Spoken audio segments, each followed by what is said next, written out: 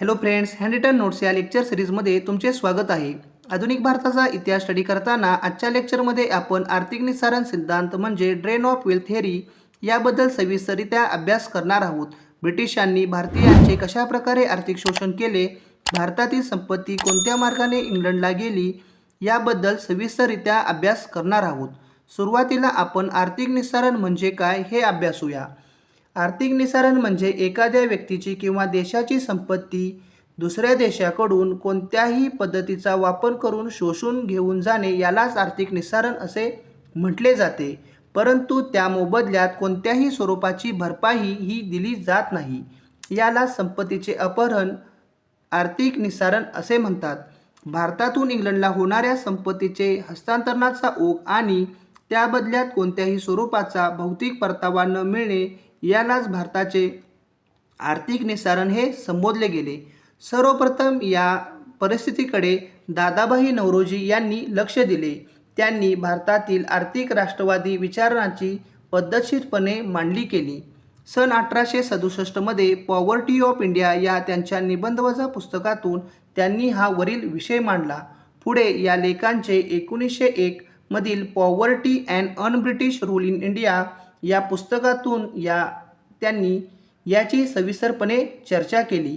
दादाभाई यांच्यानंतर रोमेशचंद्र दत्त, न्यायमूर्ती रानडे, गोखले या इत्यादी विचारवंतांनीही या आर्थिक निस्सारणाबद्दल आपली मांडणी केली. ब्रिटिश राजवटीतील भारताच्या आर्थिक घसरणीचे स्पष्टीकरण R.C. दत्त यांनी त्यांच्या the economic history of India या पुस्तकातून भारतातील आर्थिक घसरणीचे विश्लेषण केले. सुरुवातीला ब्रिटिश ईस्ट इंडिया कंपनी ही भारतात व्यापाराच्या उद्देशाने आली होती, परंतु त्यांनी नंतर साम्राज्याचा पाया रचला.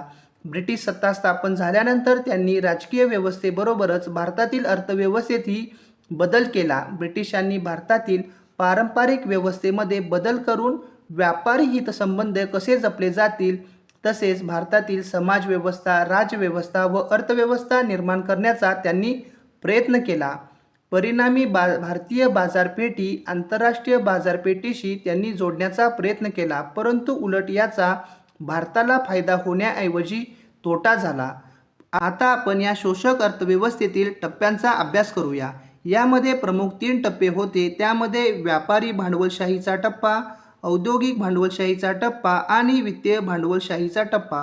पुढील पेजवरती कोणत्या मार्गाने ही संपत्ती शोषली गेली व त्याचे भारतीयांवरती कसे दूरगामी परिणाम झाले याबद्दल अभ्यास करूया. आता आपण आर्थिक निस्सारणाचे मार्ग पाहूया, म्हणजे कोणत्या कोणत्या मार्गाने ही संपत्तीचे शोषण होत होते ते आपण पाहूया. सुरुवातीला गृहखर्चामध्ये ब्रिटिश अधिकाऱ्यांचे वेतन आणि निवृत्ती वेतन तसेच ब्रिटिश सैन्यावरील खर्च, भारत मंत्र्याचे वेतन व ब्रिटिश अधिकाऱ्यांनी केलेला खर्च याचा समावेश होता. युद्ध खर्चामध्ये ब्रिटिशांनी साम्राज्यवाढीसाठी विविध देशांशी व भारतातील संस्थानांशी युद्धे केली. त्या युद्धांचा खर्चही भारताच्या तिजोरीतून केला गेला. ब्रिटिश अधिकाऱ्यांनी इंग्लंडला पाठवलेली संपत्ती यामध्ये त्यांचे वेतनही होते, तसेच त्यांच्या कुटुंबाच्या पालनपोषणासाठी व मुलांच्या शिक्षणाच्या खर्चासाठी भारतातून मोठ्या प्रमाणात पैसे पाठवले गेले. याशिवाय भारतातील संस्थानिकांच्याकडून प्रत्यक्ष व अप्रत्यक्षपणे वसूल केलेला पैसा, संपत्ती या माध्यमातूनही संपत्तीचे अपहरण हे इंग्लंडला होत होते.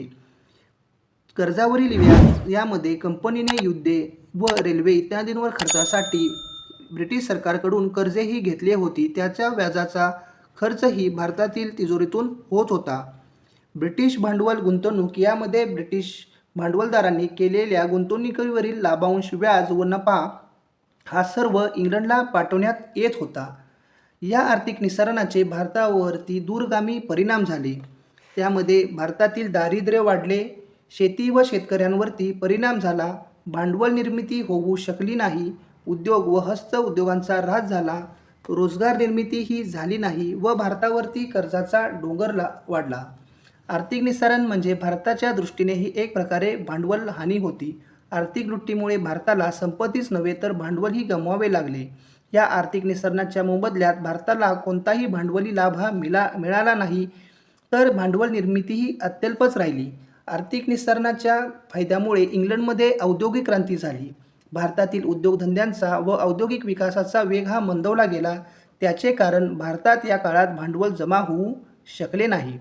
ब्रिटिशांच्या व्यापारी धोरणाचा परिणाम स्वरूप येथील उद्योगधंद्यातच नव्हे तर भारतातील हस्त उद्योगांचाही ऱ्हास झाला. एकंदरीत पाहता या सिद्धांतामुळे भारतीयांना ब्रिटिश साम्राज्यवादाची खरी ओळख झाली. दादाभाई नौरोजी यांनी ब्रिटिशांनी भारतातून शोषून नेलेल्या संपत्तीची तुलना पाण्याच्या निस्सारणाशी केली. ज्या प्रकारे एका ठिकाणचे पाणी दुसऱ्या ठिकाणी पाटाच्या साहाय्याने वाहून नेले जाते, त्याच पद्धतीने ब्रिटिशांनी भारतातील संपत्ती ही इंग्लंडकडे वाहून नेली. ब्रिटिशांनी केवळ व्यापारी दृष्टिकोनातूनच नव्हे तर साम्राज्यवादी विचारातून भारताचे आर्थिक शोषण केले. या सिद्धांतामुळे राष्ट्रीय चळवळीमध्ये ब्रिटिशांच्या शोषक स्वरूपाची जाणीव ही निर्माण झाली व पुढे राष्ट्रीय चळवळ बळकट होण्यास मदत झाली. येणाऱ्या लेक्चरमध्ये आपण आधुनिक भारताच्या इतिहास व राष्ट्रीय चळवळीतील पुढील टॉपिकचा स्टडी करूया. तुर्तास इथेच थांबूया. भेटूया आपल्या पुढल्या लेक्चरमध्ये.